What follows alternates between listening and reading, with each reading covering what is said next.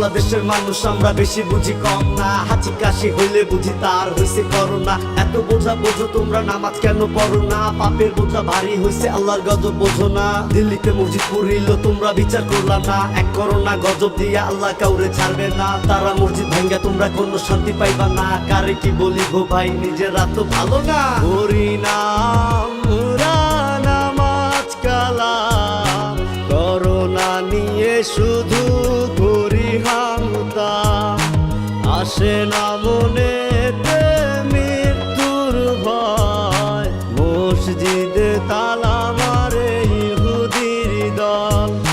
মুখেতে নাই আল্লাহর নাম করতেছো না তবা, ফেসবুকেতে স্ট্যাটাসে শুধুই মাফ চাইবা।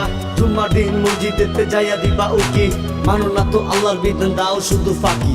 এ কেমন জামানা ভাই, কারো ভিতর ইমান নাই, পাখি করে কাবা তাও সবাই চিতা দেখে নাই। আসুন এবার আসল কথায় সবাই হব সচেতন, করোনাকে দূরে রাখবো বাংলাদেশের জনগণ। করি নাম নামাজ কালাম, করোনা নিয়ে শুধু করি হামতা, আসে না মনেতে মৃত্যুর ভয়, মসজিদ